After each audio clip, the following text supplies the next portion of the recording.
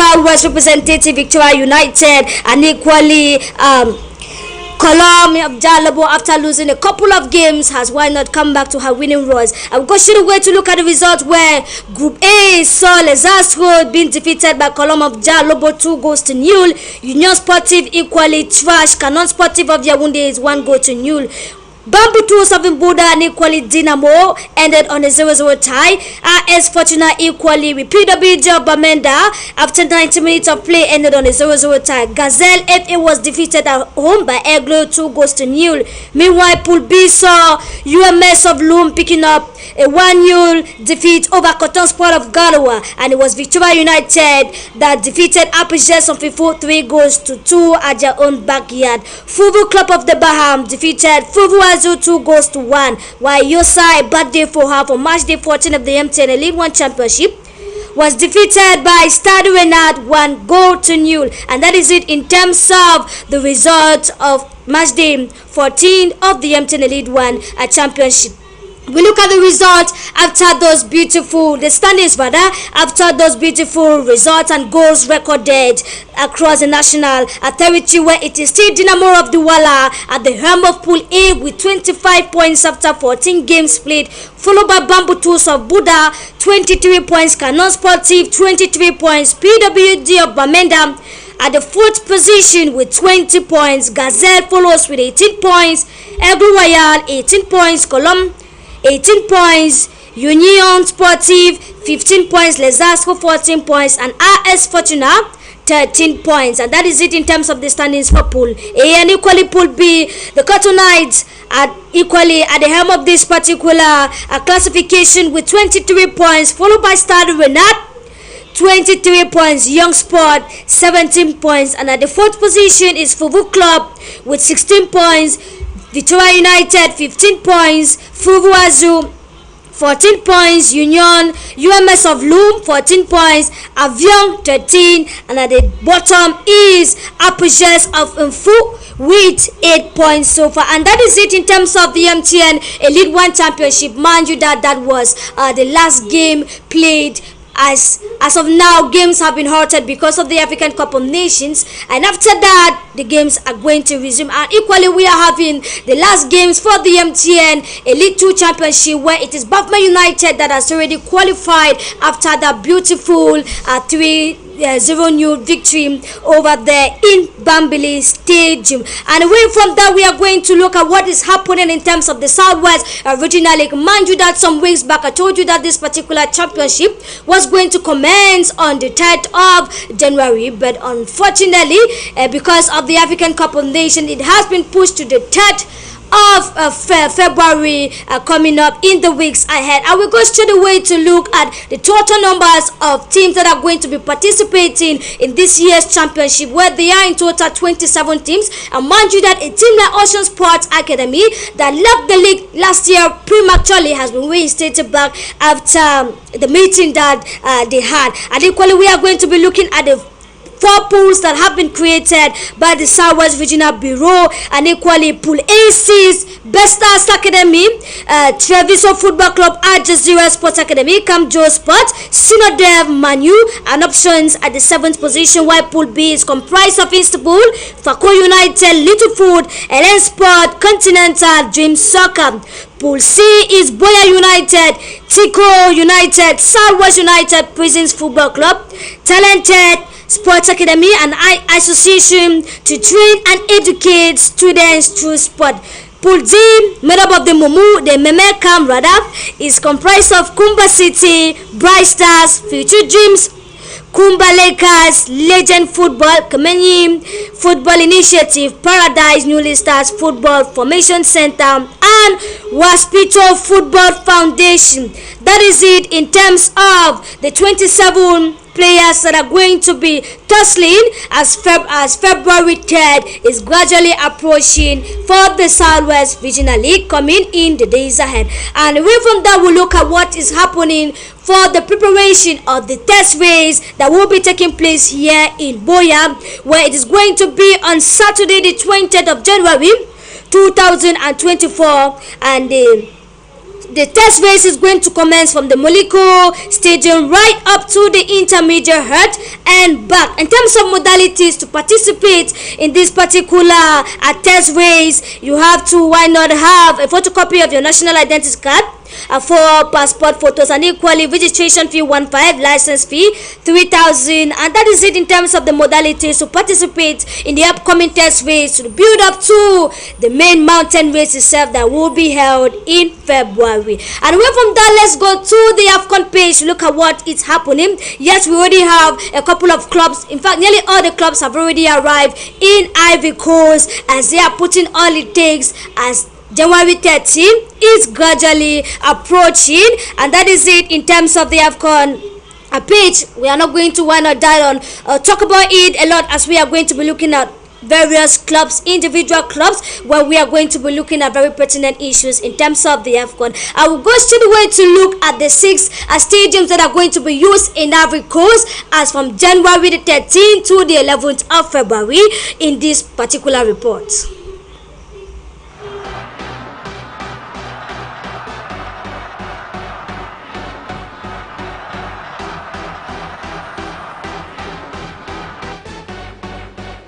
To know the number and the various stadiums that have been chosen to host the 2023 African Cup of Nations, I'm going to be giving to you an overview on the various stadiums that have been chosen to host of the African Cup of Nations coming January 2024.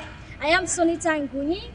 Stay tuned. As January 2024 approaches, the fever of the 34th African Cup of Nations edition is getting high, with infrastructures being one of the main characteristics of hosting the African Cup of Nations. Here are the 6 AFCON 2023 stadiums that will host the 24 countries for the second time in Ivory Coast come January to February 2024. On the list is Stade Alassane Ouattara in Abidjan, with a capacity of 60,000 seats. It is Ivory Coast's new national stadium.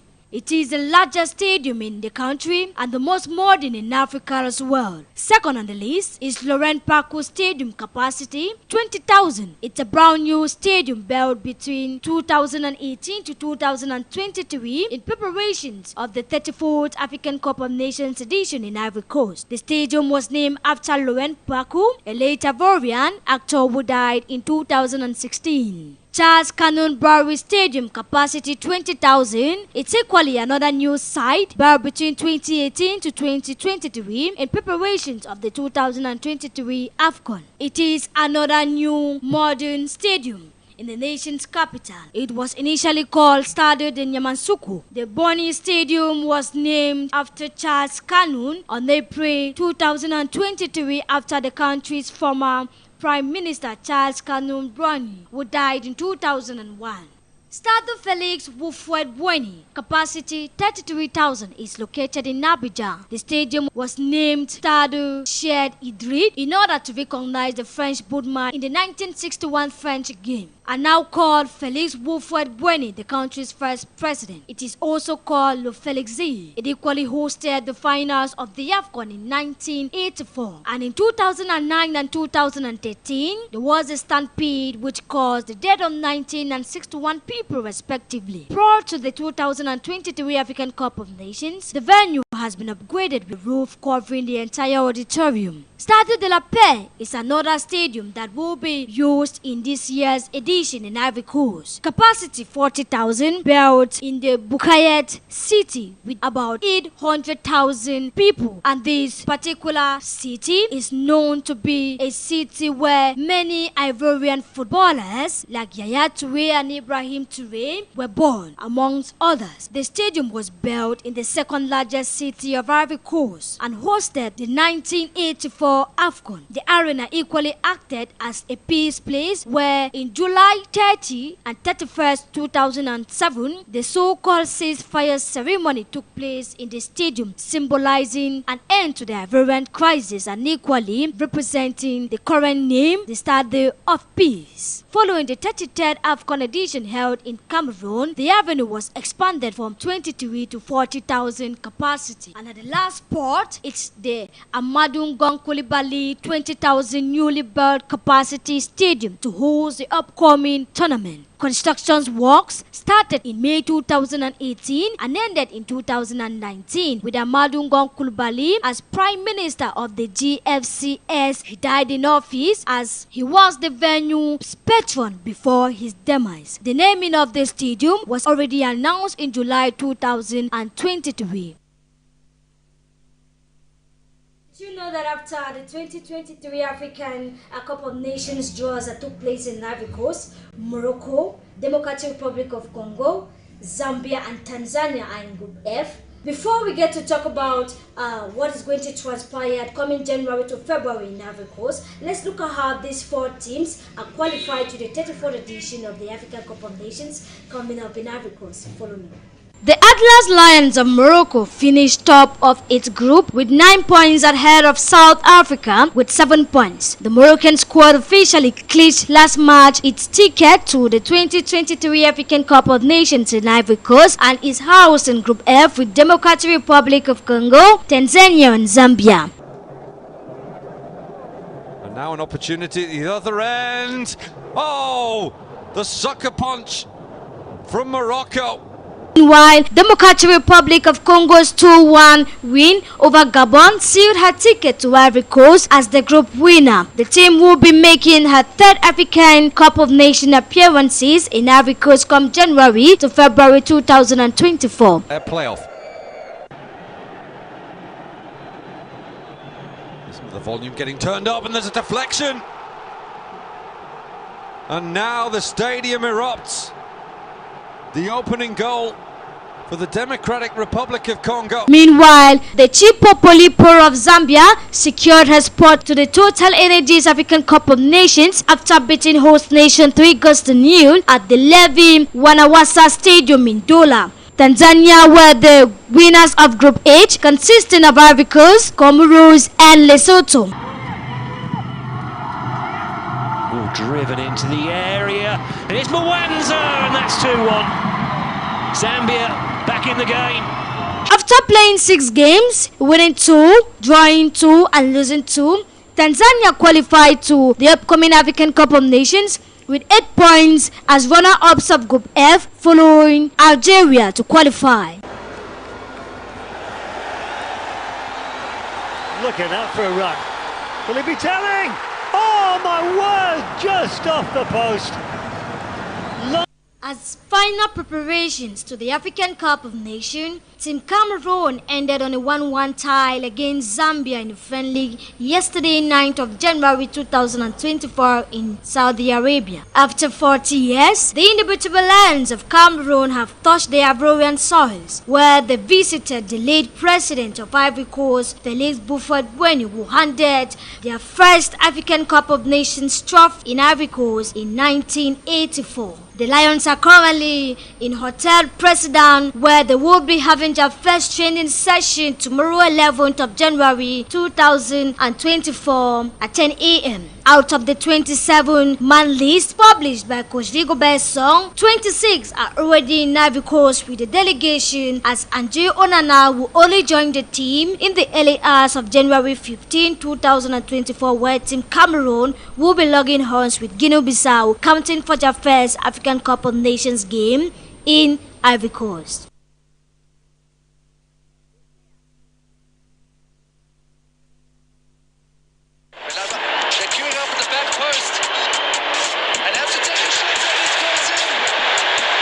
The Carthage Eagles of Tunisia completed their qualification tasks for the 2023 African Cup of Nations qualifier with a 3-0 victory over Botswana. Tunisia Group J winner scored a total of 11 goals after 6 games played, securing 4 wins, 1 draw and 1 defeat. The team sealed her qualification spot with 13 points, followed by Equatorial Guinea. Causing the Equatorial Guineans so many problems.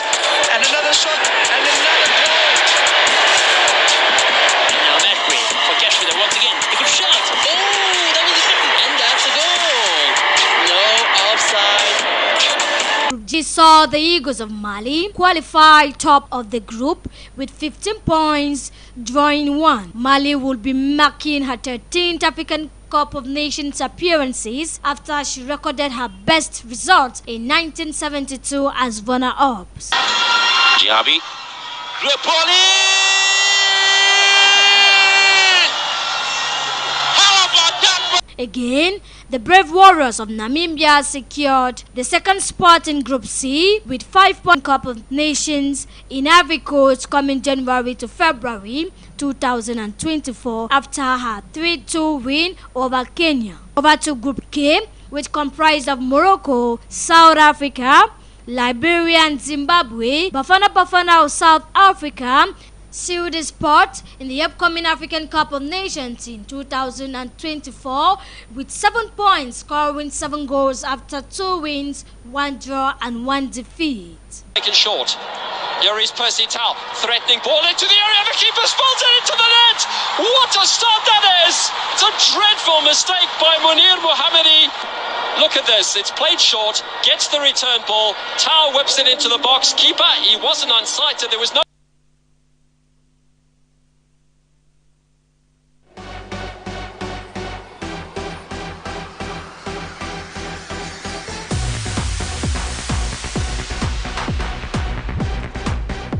Welcome back, and that was it in terms of the 24 players that have qualified, and equally the stadiums that are going to be used in Ivory Coast. That was just a journey to show you how these particular teams tussle hard to qualify for the 34th African Cup of Nations edition that will be taking place in Ivory Coast in the days ahead. And we meet today in the studio are 2 fine gentlemen that we are going to be dissecting Cameroon's preparedness in terms of the African Cup of Nations, where by my right it's a normal face that you will always see in the house. And just to remind you that we are going to be giving out a quiz this evening, and this quiz is going to be closed at 7:15.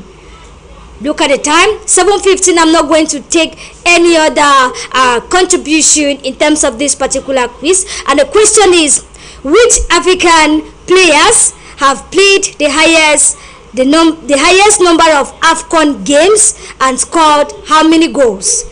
Which African players have played the highest number of AFCON games and how many goals? That is it in terms of the quiz. Let the ball keep rolling. And to my right this evening is going to be Boris Esono. Boris Esono, you're welcome on the program today. Thank you very much, Sonita Nguni. Good evening to you, and good evening to all the viewers of High Television. It's a pleasure to be with you and to talk about the Africa Cup of Nations. We're barely a couple of days to go to this crucial tournament. It is the biggest competition in the African continent. We'll talk about competitions. Number 1 in Africa is the Africa Cup of Nations. Before we talk about the CAF Champions League, the Africa Football League, the CAF Confederation Cup, and the various leagues. So it's a pleasure, and I'm really expecting a very joyous celebration out there in Cote d'Ivoire. Many are saying that Cote d'Ivoire is going to host one of the biggest and most superb Africa Cup of Nations, but we have to wait and see until Saturday, because what Cameroon put out in the opening of the Africa Cup of Nations, we saw the culture that was brought out. As far as Cameroon is concerned, it was second to none. So I'm expecting a lot from Ivory Coast and from the teams that are involved in the Africa Cup of Nations. And by my left is Jimmy Ateke. Jimmy Ateke, thank you very much for answering my call once more. Yeah, thank you very much. Thank you to the televiewers out there. They have been faithful, and so we hope to give the best out of the AFCON, and hope that they will enjoy it in the next 1 hour or so.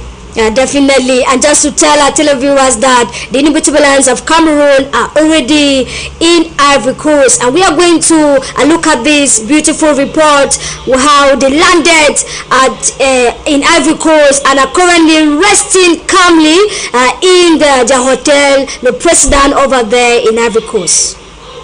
final preparations to the African Cup of Nations, Team Cameroon ended on a 1-1 tie against Zambia in the friendly yesterday, 9th of January 2024 in Saudi Arabia. After 40 years, the indomitable Lions of Cameroon have touched the Ivorian soils, where they visited the late president of Ivory Coast, Félix Houphouët-Boigny, who handed their first African Cup of Nations trophy in Ivory Coast in 1984. The Lions are currently in Hotel President, where they will be having their first training session tomorrow, 11th of January 2024 at 10 a.m. Out of the 27-man list published by Coach Rigobert Song, 26 are already in Ivory Coast with the delegation, as Andre Onana will only join the team in the early hours of January 15, 2024, where Team Cameroon will be logging horns with Guinea-Bissau, counting for their first African Cup of Nations game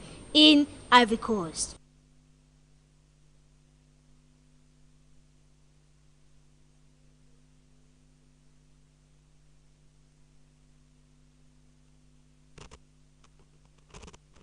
That is the fever for the inimitable Lions of Cameroon in Ivory Coast. I mind you that tomorrow at exactly 10 a.m. they will be having their first training session in Ivory Coast as they get to prepare over Guinea-Bissau. And I'll start with you, Jamie Ateke. Looking at Cameroon's last friendly game against Zambia yesterday, where it ended on a 1-1 tie. Was that result favorable to you? Well, whether favorable or not favorable, friends are there to identify weaknesses and strengths. In PR, we talk about what when going for a campaign like in the competition, so you can apply that as well. If you look at it, it's a game whereby you have to play all your tactical cards with caution. And so yesterday there was no injecting the team sheet, and so some other players were not there, and so you expect that there were limited substitutions, and so that made it's like a mind's game. You don't go into a friendly game and you put all your key arsenals on the turf. So I think it was somehow of a strategy to actually give room for some players to exercise what they know. He has a plan against Guinea, but the game against Zambia was just to give some other players some chance to exercise what they know, their talents. So the result is not in any way does not guarantee how we are going to perform in the AFCON. We have what the tactics left for the coach to implement in the AFCON. So the friendly game yesterday, I think Zambia, yes, they are household name. They have grown over time. They last won the AFCON 2012, so they have that hunger again to go out there and win it. And so you expect them to give Cameroon a run for their money. 15 years ago, Cameroon-Zambia will be a day and night, 5-1 in the AFCON 2008. But as time moves on, we saw that Zambia were improving in their performance. So it's a friendly game. We can't judge from this friendly game. We want to see a good team against Guinea. So I think the friendly game was just to exercise one of those moments to give players the opportunity to play and to exercise what they know and defend why they are being called up. That's your opinion. Boris Osono, will you buy the same idea that friendlies are just games to, shall I say, dot the I's and cut the T's, without looking, putting into consideration that you can put your key players, and that if they get to deliver what you had in mind, that means that you can actually apply the same technique when it comes to serious games? Well, in terms of friendly games, it's an opportunity for the coach to actually know the first 11 players, and in a crucial competition like that, many would have expected to see the first 11 probably being called out, but I think the coach was wary as to the fact that we've gotten a couple of accidents that have happened in terms of friendly games. Remember, Nigeria has lost Victor Boniface to injury, and equally in terms of Senegal, they've lost Seny Dieng, one of the goalkeepers of the side. So there's been a couple of issues as far as the countries playing friendly encounters and losing some of the key players. And to me, I feel like that's what Rigobert Song was just doing, trying to test some of the French players, because in terms of this particular encounter, I would have expected to see Clinton here, because he's a guy who has been brought in the past couple of games around the 89 minutes of play, 90 minutes of play, maybe he's given 3 minutes or so. So I would have expected to see him play in this particular game, because we are seeing a certain Mumingi Male for the first time in a long while. Mumingi Male has started the match, and remember, came in after Regis Muge declined the call-up as far as the indomitable Lions of Cameroon is concerned. So I think the selection that was done by head coach Rigobert Song was very, maybe an experimental one, because I believe that we're still going to see a couple of changes in terms of the game that will be coming up against Guinea, in terms of Cameroon's first game. So it's just an opportunity for coach to see some of the players who maybe might be caught up in terms of this particular game. But don't be surprised that this same lineup will come up on Monday in terms of Cameroon against Guinea. The only changes that might come up, maybe we might see a difference of change as far as Darlin Yongwa is concerned. But Darlin Yongwa scored a goal, and so he's very much in contention to start that game. We might equally see Katwe Kambi, so there might be a change in up front when it comes to the game against Guinea, because we might see Katwe Kambi coming in either for Darlin Yongwa or coming in either for Mumingi Malo. So it was really surprise changes. I equally would have expected to see a certain player like Wilfred Nathan Douala, because it's an opportunity. Like I said, it is a friendly game. I recall last time that an international a club or a team played in Douala. At halftime, they did a couple of changes. They did almost 11 changes. So when you have a friendly game, it's an opportunity to test some of those players. There's nothing that stops a coach from changing the whole lineup, because they're international friendly. So it was a surprise that we didn't see, I think, any changes. There were changes. In terms of key changes, I'm looking at key changes. Well, look at Wilfred Nathan. He's a young guy who is very much hyped up. His quality is there from Victoria United.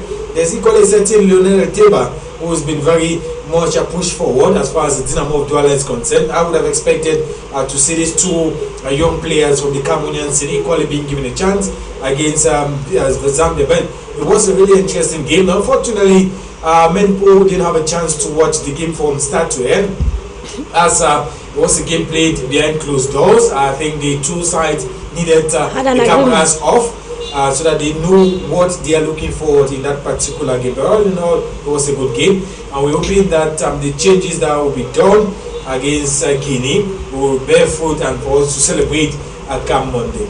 Thank you very much, Boris Osodo. Now, when we look at the journey between Guinea-Bissau and Cameroon, it tells you that these two sides have played 19 good times, where Team Cameroon won 7 times, drew 7 times, and lost 5 times. And equally, Guinea picked up 5 victories from 19 games, 7 draws, 7 defeats. Now, when we look at how this side held down Nigeria in their own friendly 2-0. Jamie Ateke, should we be saying that we need to prepare harder than what we did, even against Burundi, for qualifying to this 34th edition? Yeah, friendly games, like I said, it's not a guarantee that you win games in the AFCON. Playing Guinea, I think we've watched the game. There will be some videos circulating about how Guinea plays their tactical approach. They have a good midfield led by Naby Keita, and they have a good striker who has scored, I think, for Leverkusen. He has scored 17 goals in 14 appearances. So he's a striker we have to watch out for. Guinea, yes, they have been. I classify them as the average teams in Africa. You look at Gabon, Burkina Faso, Cape Verde. That's their level. Zambia, that's where you find Guinea. So they have been evolving over the last 10 years. You understand that, like you mentioned in your statistics, you understand that with 7 defeats to Cameroon and 5 wins, you understand that recently Cameroon is unable to beat them both at the level of the senior men's national team as well as the Shan team. Remember that they defeated us 2-0 in Douala to clinch the third place of the Shan 2020. So when you start seeing such indications that a team that you were able to beat years back you are unable to beat that particular team, it calls for concern. And at the time when you are to play that particular team in the first game of the AFCON, you played them, I think, in 2015. The last time they played in the AFCON was 2015 or so, or I think 2019, which we were unable to beat them. So with Guinea, and the fact that they've built their model in the academy, the Haruya Academy, which is one of the, it's like the face of Guinean football in Africa in terms of club football and in terms of grooming on players. And you see the structure which that particular academy has as a club, you begin to be tempted to understand why Guinea should be a threat to this particular group. They are a spoiler when it comes to this particular group in terms of they can defeat Senegal and Cameroon in that group. We can't take it away from them because they have shown class and quality in the last years. Yes, the last time they reached a pinnacle in the Africa Cup of Nations was in 1976 against Morocco in the final, which they lost. But since then, they've struggled, and so far they've evolved, they've grown, they've developed, and now they are getting towards near stage of maturity. And so we should go into that particular game on Monday, not seeing Guinea as a Guinea of 15 years ago, but seeing Guinea as a team that has worked through sands of time and have developed, have gone through the process of football growth and development, that they can actually do something. Guinea, in the years, did not have world-class players like Naby Keita. Naby Keita playing for Liverpool. Guinea never had that opportunity to have a player playing for Liverpool or a player playing for Bayer Leverkusen. Yes, most of their players have been playing for this French League because they have that French route. But when you see their players actually going to these competitive leagues, it tells you of how the country has grown in terms of football. So I think Rigobert Song, he knows, he has his tactics.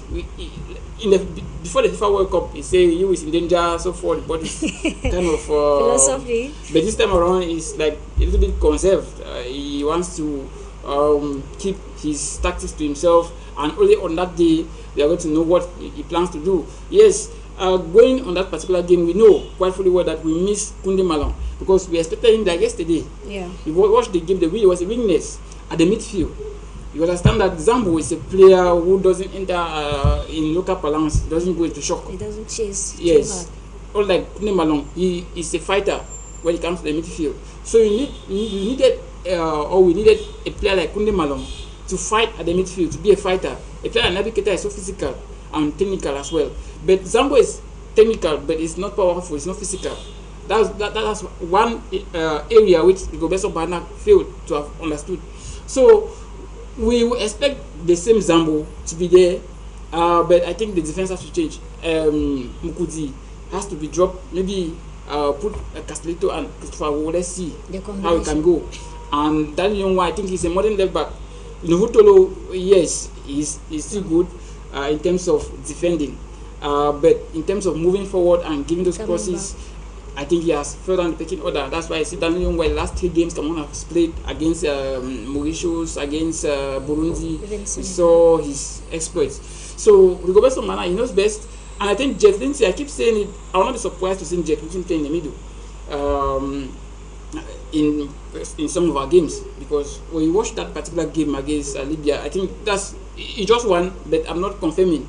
But I think we saw something from him in that new position that he was given in that game against Libya, which I think Rigobert Song should try, because right now we don't really have that person who can take the ball and frighten the defenders of the opponents.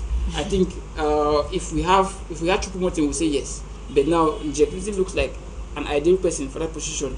They will try maybe Toko on the other side and maybe the other players. But it's going to be difficult, but we just have to go out there and fight and win. I come back to you, Jamia. When we look at the midfield, you spoke about in terms of ball circulation, saying that Angisa, he doesn't look like that kind of player that will go in to chase the ball in terms of the midfield level. Now, looking at the various games that you have watched Wilfred Nathan play, don't you think that he's able to carry the ball from the midfield level right to the attack line? Well, Wilfred Nathan, normally to say he should play in that role, yes, if the opportunity is given to him, he can perform, but it will all depend on the coach. We've seen local players, that's where Abubakar came from, and he can play. We've seen him with Hopo trying to have a drive, penetrate opponents' midfield, opponents' defense, and give those last passes. He can, but there is that what we call experience and exposure too, which is going to hinder the coach to select him to play in that position, because it requires you to be mentally strong, mentally stable, to be able to play in that particular position, because that's the heart of the midfield. And now our football, the way we play, we dwell mostly on crosses. That's where Cameroon has strength. Yeah. When the crosses comes in, I think even Boemo would have been part of the squad. Then we still can play in the middle, because he knows that he's somehow technical to give those final passes. But now we look like a team of 2021, where we know the long crosses from the wings and the long balls. That's where our strength is. So we can only be having a surplus or an advantage if we find a strategy that we can play from the middle. So with Nathan, I think it will all be judged on the coach's mindset, the coach's perception on how he looks at the game, and see if Wilfred Nathan can. But I think playing against Naby Keita, who is also technical, you need somebody like Zambo, but you needed Koundé and Zambo to position whatever Naby Keita will do at the level of the midfield. So that game is going to be it's a tricky game for us, and a very difficult one, which we have to be very careful and cautious while approaching that particular game. Boris Esono, he has played a couple of 17 games, won just 4 of them, 6 draws and 7 defeats. What are you expecting Coach Rigobert Song to do in terms of satisfying the Cameroonian population who are waiting to see his technical know-how in Ivory Coast? First of all, what we should understand is that Rigobert Song cannot satisfy Cameroonians entirely, because Cameroon is one of those countries where almost everybody is a coach. They feel like they can do the tactical disposition without actually knowing that there are certain things that a coach needs to understand and needs to do without getting a lot of passion from us, the fans.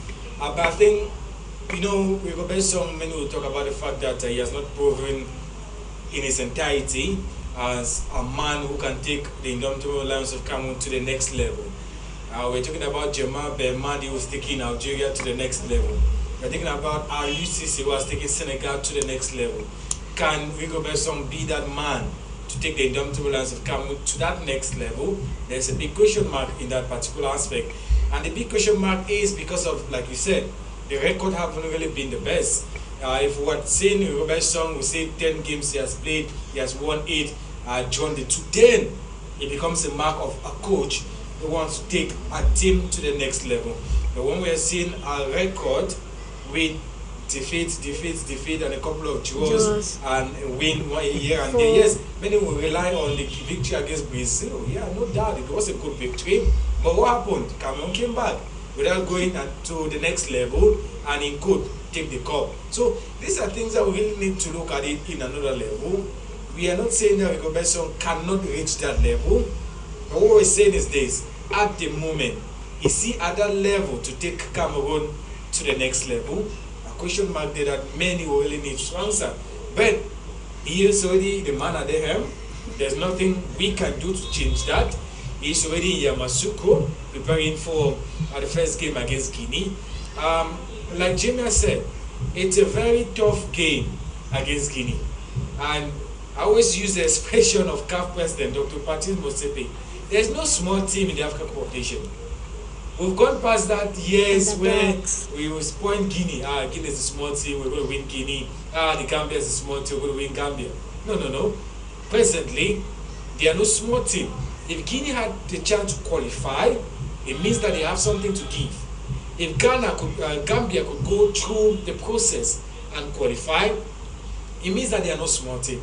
So I think that it's going to be a very, very crucial game coming up on Monday. Rigobert Song, yes, the records are not really there, but he can turn water into wine in terms of this African Cup of Nations by the changes that he's going to do, by the lineup he's going to do. The first game is always crucial. They always say that the first game determines if you survive in the competition or not. Remember that there's just 3 good games. 3 good games decide your destiny. Either you move forward or you go back home. So 3 victories, then you're moving to the next level. 3 draws, you might move to the next level depending as one on of the other best results. teams. Yeah. So, but you know, Cameroon is one of those teams where they are the second most important African Cup of Nations team in terms of titles. They've won the AFCON 5 times.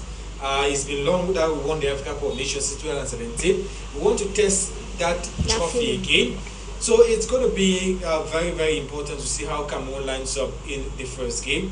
But I think one thing we should point out, like I said, Guinea is not a small side. And there's a certain player called Girassi. He plays with Stuttgart in Germany. Very, very technical in the way he plays. That's Sehu Girassi. He plays with Stuttgart. If you look at the top goal scorers in Germany, as far as the German Bundesliga is concerned, Sehu Girassi is the second most, is the person with the second most goals in the German Bundesliga. He is pushing a certain Harry Kane as far as the top goal scorers are concerned this season. And Stuttgart is not a big name club in Germany in the recent years. They fought relegation in the last couple of years, but this season, Girassi's goal has helped Stuttgart to be contesting amongst the European positions. So I think that this is a player which we really need to watch out for. But Cameroon as a key player is definitely going to see how that first game is going to play out. Thank you very much, Boris Osono. And Jamie Atike, after several appeals for this particular goalkeeper to be present in the Lions' Den, it's very unfortunate that he will only land in Ivory Coast in the morning. Do you think that this is going to be a very big limitation to hinder Cameroon's 3 points against Guinea? Well, this issue of Andre Onana and Manchester United, I think Onana took this so far when it comes to his color, everything. And that's disrespect to Definitely. Cameroon and the Africa Cup of Nations. I think it's high time for us to take responsibility and to speak without emotions. Salah has been the Egyptian team for the past 10 days or so. You have Song Heung-min, he has joined Tottenham Hotspur, South Korea in the Asian Cup. Those are key players for their various clubs. Andre is not a key player in United. Yes, he has the brand, he's the most brand player when it comes to the AFCON because of his club. I will see clearly that no matter, I stand to be corrected, United and Napoli, United stands tall in terms of branding. So Osimhen is just the Ballon d'Or that gives him that pride, but Onana is the most brand player because of the background he's coming from.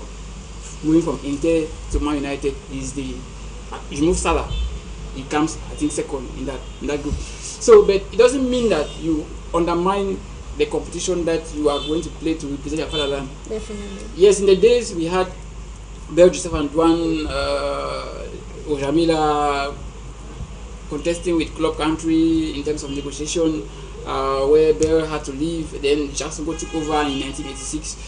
But then clubs were not obliged to release players for AFCON on international duties. But this time around, FIFA has conditioned clubs that you must release players at least 2 weeks before the start of the competition. So if Man United, some people are saying that it is based on agreement between the two parties, that United sent a communique to Fecafoot pleading that he should play the game against first it was a game against the FA Cup game, and then now is a Premier League game against Tottenham Hotspur. That's very bad. Normally United ought to have a plan, ought to be flexible. Every team has a first choice and a second choice. There is no now during the AFCON. He has been called in series of qualifying matches. Let me go by January, I'll get a goalkeeper who will come and play during that period, and then while waiting for Onana. That should have been a perfect move by United. But negotiating to liberate Onana on the eve after the Tottenham game to come and play at 6 p.m. is going to be very difficult. That's when now we go back some Bahana. If I were him, you play Fabrice Ongua or Ipasi. Because you can't play a game yesterday and come and play today. It's not for a professional player. It doesn't work that way. But however, I don't know whether he's overconfident. He is feel like he's high because if you look at the goalkeepers, he's the only one who has game time. Definitely. And we are just 2 games with his French third year in France. Gapange no game. Ipasi just 1 game. So you understand that Onana with 24 games, he beats all of them. So that again, but this time we are talking about discipline because it comes back to what happened in Qatar. Yeah, it comes back to what happened in Qatar, and it comes back to the theory which Jurgen Klopp said, small tournament. Because if you do that, you cannot do that with the Asians. Definitely. But if you can do that to Africa, then you are reducing the reputation of the Africa Cup of Nations, which is not good. Which is something that is a big blow to Africa. I think CAF should have taken a decision on this, that it is not appropriate that a player leaves his club on the eve of their first game of the AFCON. You are reducing the chances of the club. This thing is all about marketing. People have bought rights. At least 6,000 media accreditations have been were applied. People come, Onana is one of those players who are out for marketing in terms of the Africa Cup of Nations. Media accreditations comes in based on the players who are involved and the legends who are involved. Salah is one, Onana is one, Osimhen is one. Those are players. Imagine that a broadcaster wants to come and broadcast the game Cameroon-Guinea. He knows that it's coming to portray, it's coming to expose and market Onana. And Onana is not part of that game. It will be a frustration for that particular media organization. Those are things that we fail to understand. That's why I said it reduces the reputation of African football as a whole. We are looking at it as just agreement per se, but when you go deep, you understand that it reduces our reputation. You never try that to a European club, a European country. Definitely. That you release a player on the eve of when they are playing their first game. What if an injury? What if one has an injury in that game?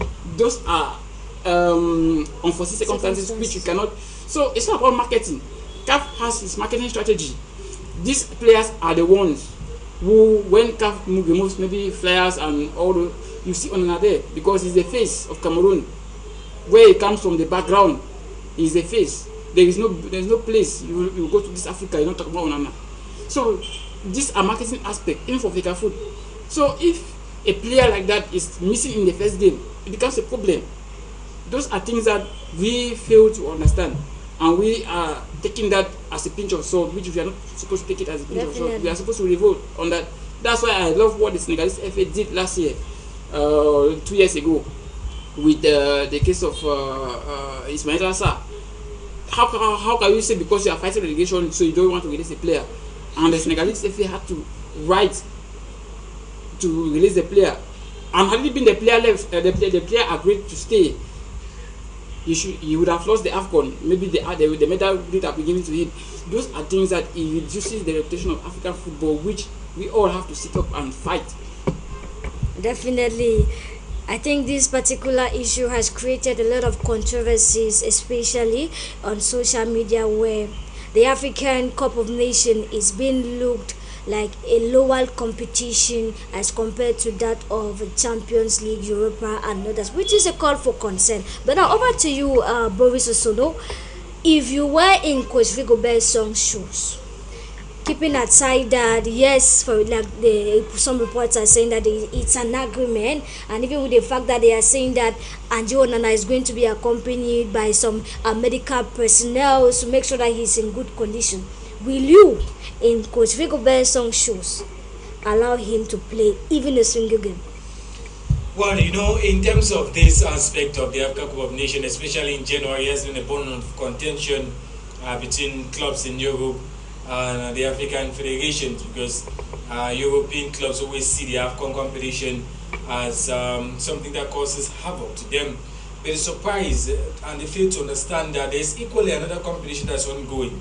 It is called the Asian Cup, where a certain Son Heung-min is not with Tottenham Hotspur. But why are we not hearing so much about that competition? That's the biggest question.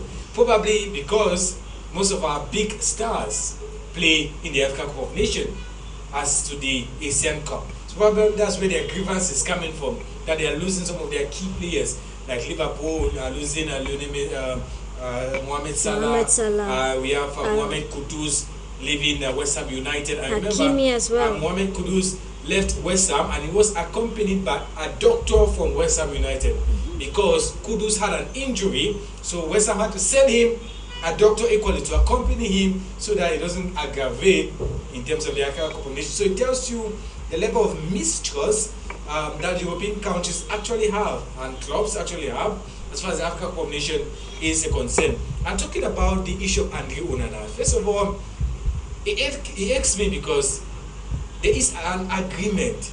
I think we're only looking at the aspect of Manchester United. We're failing to look at the aspect of ICAFOOT and the Cameroon government. How would you go to that level of agreeing to the fact that Andre Onana should only come after the game against Tottenham Hotspur? But Boris is one of this. So, in terms of the agreement, people are saying that it's actually speculations. It's not speculation. If it was speculation, Andre Onana should have been in the Lions Den. It's not speculation, because there were negotiations ongoing between Manchester United and the Cameroon authorities to make sure that they keep Andre Onana in a long time. That's why we would have seen Andre Onana with respect to this friendly game against Zambia, but unfortunately Manchester United pleaded and they left.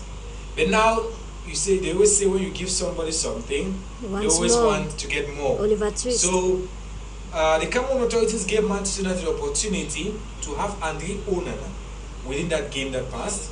But unfortunately, the club now applied again to extend the stay of Andre Onana right up to the game against Tottenham Hotspur, like Jimmy was talking about it earlier, which is a very bizarre scenario.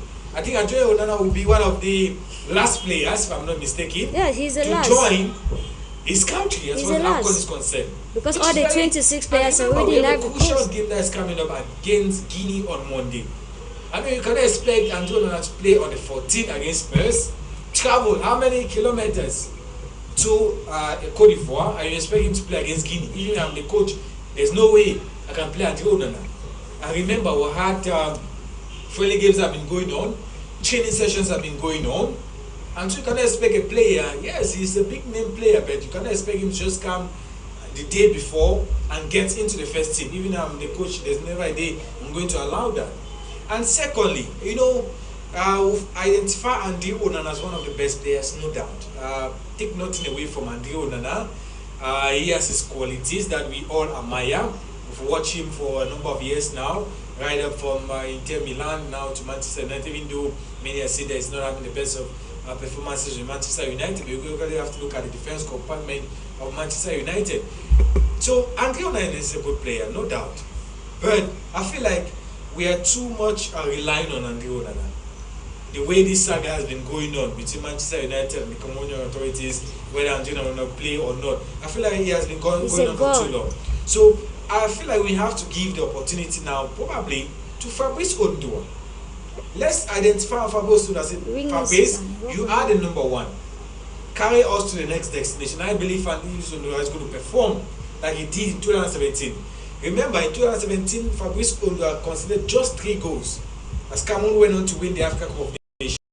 He considered 2 during the group stages and considered 1 in the final against Egypt.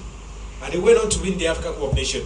So I believe that, yes, like I said, take nothing away from Andre Onana. He has a good qualities, a good goalkeeper, no doubt. But the saga has gone on for too long. let's identify one of the goalkeepers.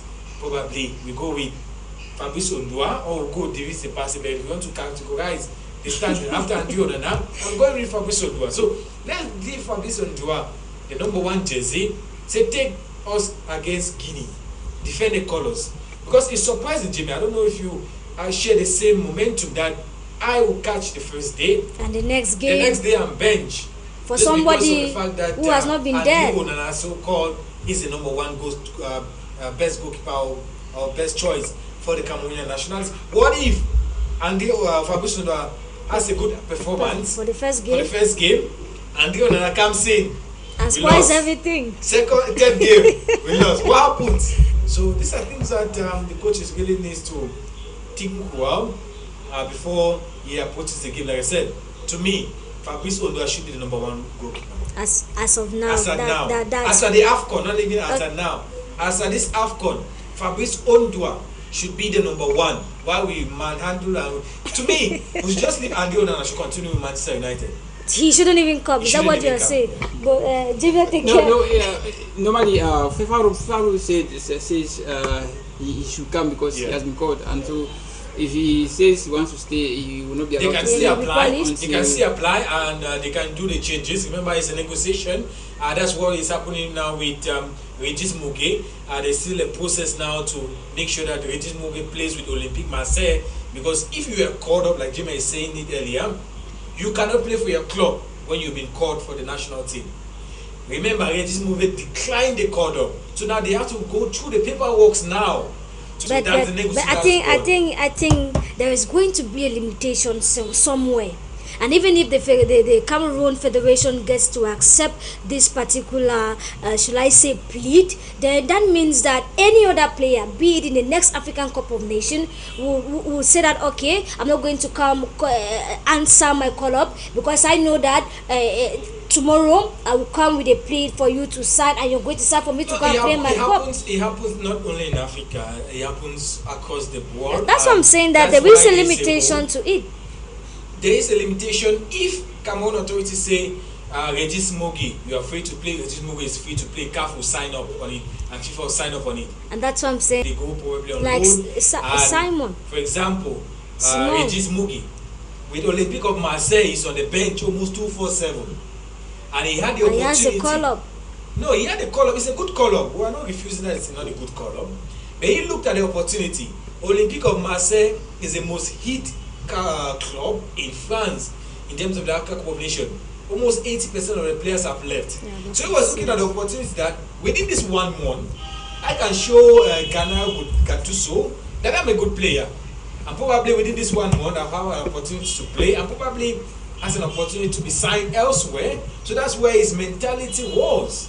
So I don't think that is to say that no, you're going to be bad if you're called up, you must honor the call up. No, there are opportunities to go into negotiation, and that's what Olympique of Marseille is doing presently with Regis Muge, looking at him having the opportunity to play within the next couple of games that Olympique of Marseille still has. So like I said, to me, Andre Onana should just stay with Manchester United because, like I said, it's going to be a very bad on his career if Ondua plays well in the first game and then Ondua comes in the second game and messes up.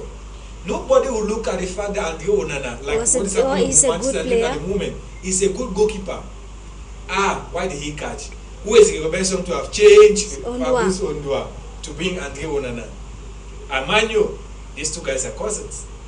Anyway, we are going to leave that to the entire department for that already in Ivory Coast to determine if Onana coming in the early hours of January 15 is going to be at the goalpost, or Ondua, who has been there with the team since from Cameroon, taking the delegation right up to Saudi Arabia and back to Ivory Coast. The question now lies in Coach Rigobert Song's hand, or rather the answers, if he's going to make good use of Ondua, or is he going to substitute Ondua to Andre Onana as the group matches would be playing as from January 15, where Team Cameroon will be locking horns with Guinea. And you may want to ask yourself that, to you rather, what will you do if you were in Coach Rigobert shoes? But that's for you to answer. And now we are going to look at this very most sold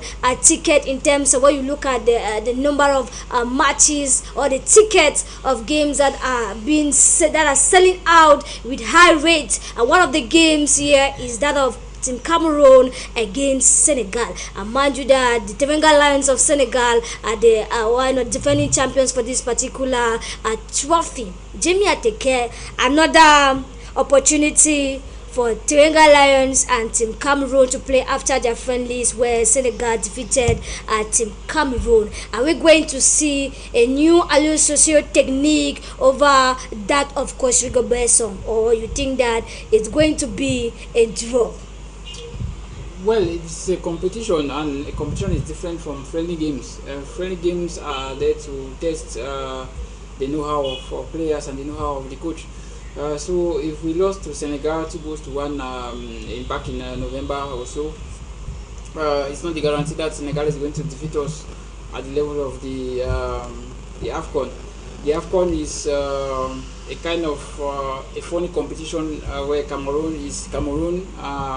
You take the country for who they are, and so Cameroon, that will be, I think, their fifth meeting in the AFCON, with Cameroon having a lion's share. I think 3 wins over Senegal, I think a draw and a defeat, and that Senegalese defeat came in 1992 AFCON. So you understand that the players, they know. There's one thing again, is character and responsibility on the players. They know quite fully whether Senegal is their is a rival in the group, and they are battling for who finishes first, who finishes second, to avoid teams like Nigeria, Cote d'Ivoire, Egypt, and so forth in the next round. So it's really going to be a tough crack, a heavyweight clash between two coaches who played against each other in the finals in the year 2002, Ringo and Aliou Cisse. So I think at this point in time, it is all about, like I said, it is not the quality that Senegalese have. It's always the mindset, the dressing room, how serene it is to face Senegal, how positive are we to face Senegal. Senegal has the quality, both at the level of in all compartments, they have the quality. But now we are like an average side coming to face a Senegalese side that is well known with the stars of cream of stars that they play.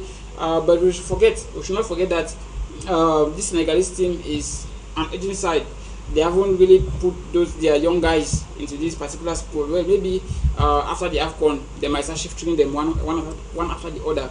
But however, you can't take it away from Senegal. They are still a tough side. So the game normally, Cameroon just have to go there with focus, go there with the right frame of mind.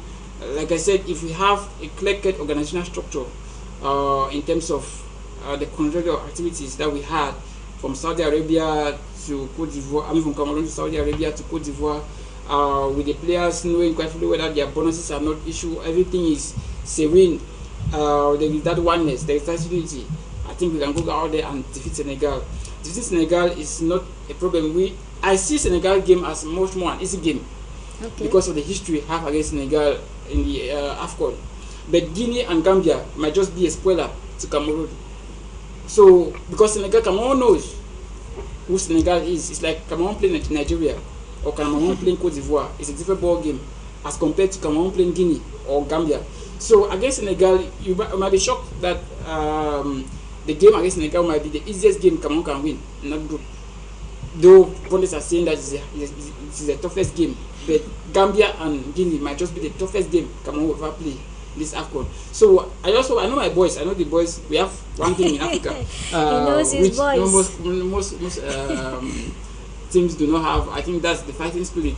Once that fighting spirit is out, we can play the game and go out there and win. So what we just have to do is that we take our chances. That's one thing. because there are games that will dominate games. Like the best game we played in the AFCON 2021 was against Egypt. That was clear. Okay. Yes, if you watched our games we played in the AFCON 2021, the best game we played, that we dominated, we played with all our hearts, was against Egypt. But we lost that game because we failed to take our chances. So those are indicators, those are memory lane that you can look at and see. Cameroon, when we meet these big teams, we tend to play our all. But thank God it's a group stage. I think I still have the belief that those guys with the fighting spirit, they can defeat Senegal. You only wait to see that particular game. Now, away from Team Cameroon, I think it's also very important that we look at how the other teams are also preparing, especially Group A, where we have the host nation Ivory Coast, the Super Eagles of Nigeria, Equatorial Guinea, and equally Guinea-Bissau. Boris Esono, when you look at Group A, who do you see qualifying to the next stage of this particular competition with no strings attached? When you say with no string attached, I don't know which string we're attaching to Group A, because I'm not of Nigerian nationality, that of at least maybe you have a club there that, or a team rather. I don't have any player. But I think that Nigeria is one of my favorites to win this Africa Cup of Nations. We have a certain Victor Osimhen. Yes, many are talking about the fact that this guy has played very well with his club out there in Italy. That is Napoli. Remember, he led Napoli to the first title in more than 30 years. He was voted as the player, or the CAF Player of the Year. In terms of the qualifiers for the Africa Cup of Nations, he was on target, the top goal scorer. So he has everything going for him in this Africa Cup of Nations. Unfortunately, his brother, Victor Boniface, has been ruled out of the competition, but I still expect a lot from the Super Eagles of Nigeria. Surprisingly, some Nigerians have written off the Super Eagles of Nigeria, that they will not even go anywhere in terms of the Africa Cup of Nations. But I see them as one of those sides that will go far in this competition. Probably they might win it. Ivory Coast, another side who equally has a lot to prove in this competition. The last time that they won the competition, 2015, where Didier Drogba had the most beautiful competition ever in terms of Ivory Coast. So they really want to come back. I remember that they're hosting the competition on home soil. But take nothing away from Guinea-Bissau. Like we said, there are no small teams in this Africa Cup of Nations. We might see Guinea-Bissau as a team that is just coming in for fancy fair, to just explore Nigeria, Ivory Coast. I remember some of the players might not have gone to Ivory Coast, so it's an opportunity for them to have vacation, but they're not coming for vacation. I believe that they're coming to prove something in this Africa Cup of Nations. So don't be surprised that Guinea-Bissau gets an upset this Saturday. So the top two for me definitely has to be Ivory Coast and Nigeria, and probably we might equally get Guinea-Bissau as one of the top three to qualify. And now when we look at Group F, where it comprises of Morocco, Democratic Republic of Congo, Zambia, and equally Tanzania. Jimmy Atike, I begin with Morocco. Morocco showed us a different side during the last World Cup. When we look at Tanzania equally, Tanzania, when you look at your squad, they have made use of mostly local home-based players. Do you think that with this shall I say, strategy by Tanzanians, can it be a good one for them to qualify from the group stage? Well, Tanzania, yes, the Tanzania football has been competitive over the last 4 years, but you can't rate a football league or a national team based on their you can't rate a national team based on their output of their football league. If that was the case, then I think England should have won 2 World Cups by now. So they have the money, they're pumping the money, they're pumping the professionalism and the technical know-how as well as human resources to make their league one of the most branded in the continent. But that doesn't give them or the national team the visa to be one of the strongest. Yes, they called up mostly young home-based players. Home-based players are good because they play with each other, they see each other, and they know the strength and weaknesses. Players which tactics to use. But if you look at Tanzania, I think 2019 they qualified. I think their second or so AFCON. This is their fourth. They have not really been a team that you fear. I think that group normally Tanzania is they can only pose a threat or they can only pose an upset, because if you look at that group, Morocco, they are top favorites for that particular group, no doubt. They are African number one. But you look at the other two teams, DR Congo and Zambia, I think those are teams that is going to be difficult for Tanzania to penetrate. Morocco is already finding themselves in the round of 16. But now you look at DR Congo and Zambia, who then is going to join Morocco in the round of 16. Is it Zambia or DR Congo? That's where now the bone of contention is in that particular group. So I think Zambia and DR Congo, they have fell down the pecking order. Their strength has always been their championship when it comes to the Shan. But over recent years, the migrants have overtaken over the Shan. That's why you see their production or their output has not been encouraging. Yes, they have players from Motema Pembe, Tupesang Masembe, Aelta Club. Those are their top 3 clubs in Congo who produce their players. But over the years, they've not really been a strong force.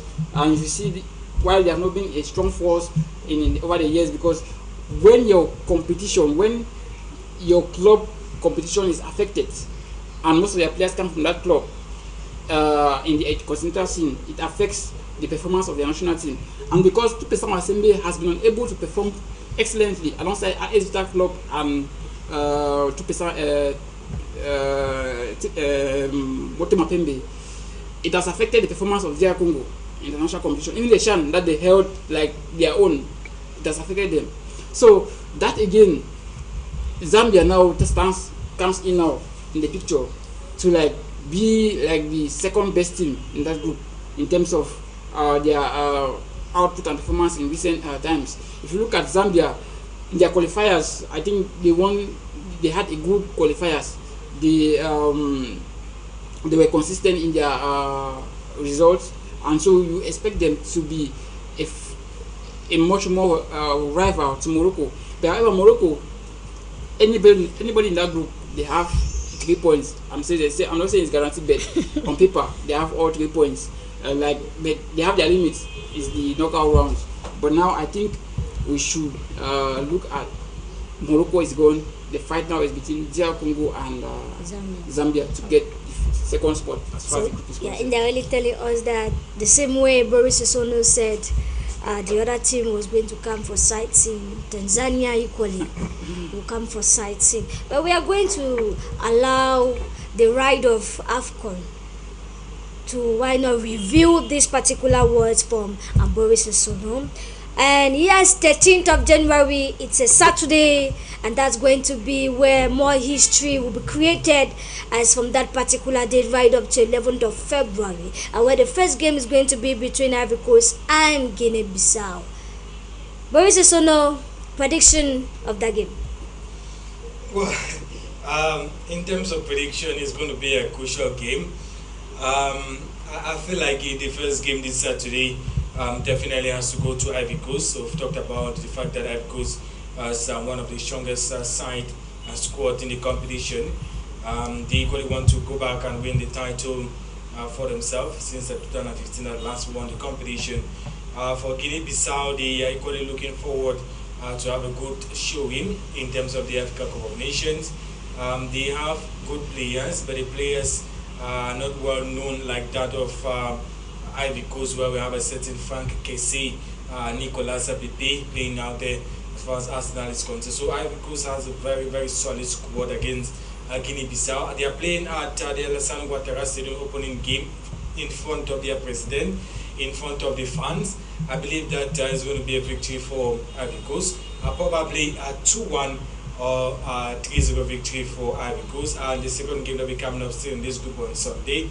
Nigeria against Equatorial Guinea. There's a certain Emiliano Nsue who played with Equatorial Guinea when Cameroon hosted the African Cup of Nations back in 2021. I just feel like Nigeria is going to be too strong for Equatorial Guinea. Probably we might get a goal or two from Victor Osimhen to get his career and off to a run as far as the Cup of Nations is concerned. So victory for Ivory Coast on Saturday and a victory for Nigeria, probably a 2-1 or 2-0 victory against Equatorial Guinea. Jamie Adeke, Côte d'Ivoire, Guinea-Bissau. Well, normally the home side they have their rights to carry the day. But the pressure is on them to get all 3 points. So you have to expect them to be on their peak in terms of performance on that particular day. Not even underrating Guinea-Bissau, but going there to play as equals and defeat them like big boys. I think it's going to be a 2-0 win for Côte d'Ivoire in that particular game. Thank you very much for your prediction. But before we get to one of the curtains of today's edition, very important, we go back to the quiz where we're having some reactions here. I'm going to go straight away to read the answers. Which African players have played the highest number of African games and scored how many? Where the first person says Shelly from Checkpoint says Rigobert Song 37 goals so far, and that's from Shelly equally. Where Joseph Pierre says that Samuel Eto'o, the former Cameroon striker, holds the record for most goals at the AFCON finals with 18 goals from 29 matches, and that is from Joseph APM. Pelagie all the way from Dongo says Samuel Eto'o scoring 18 goals, and that is it for Pelagie. Emma from UB Junction says that Rigobert Song 0 goals. Meanwhile, Alinga Emmanuel all the way from Yaoundé says Samuel Eto'o, he has scored 18 goals as far as the AFCON is concerned, and that is it for Alinga Emmanuel. Meanwhile, there is Hans Eteke from Limbe. He says the first player is Samuel Eto'o, the second player is Laurent Poku, 15 goals and 14 goals respectively, and that is it for Hans. And meanwhile, Desmond from Limbe says that Rigobert Song with no goal to his name. Thank you very much, and Desmond. Rosalind all the way from Aboya Town says Samuel Eto'o 18 goals so far, and that is it in time. Okay, there is another one. Emil Wright from Chang says Andre Ayew with 10 goals, but I think that many persons have given just one name.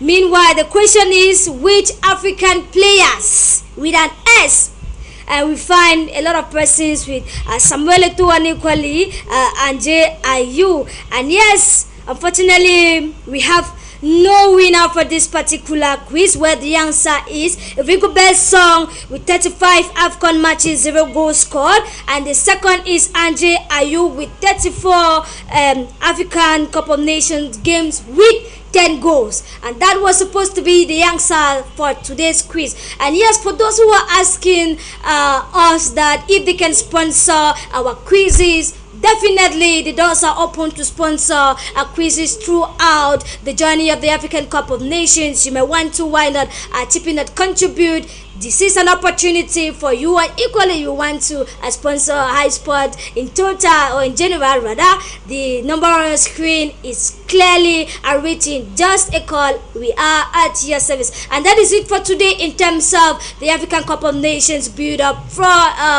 January 13, where on Saturday we are going to be live at Heart TV to dissect the game between Ivory Coast and Guinea-Bissau, where we are going to be giving you every moment of this particular game till the 11th of February, where the doors of the African Cup of Nations will be closed. And the question is this: who among the 24 teams is going to back home with the 4.2 billion francs? And we are asking ourselves, is it going to be Senegal? Is it going to be Zambia, Tanzania, Cameroon, Ivory Coast, Tunisia, and a whole lot of other African countries? The question is going to be 11th of February 2024 to determine. And yes, and this is where we get to draw the curtains of AFCON special on High Television with Sonita Nguni. Thank you very much, Jamie Ateke, and equally thank you very much, Boris Sono, for always answering our calls when we call you. Do not touch this dial, as we are going to be having the news on High Television that will be coming up. See you on Saturday, as we are going to be giving you all that it entails in terms of the African Cup of Nations. Bye-bye.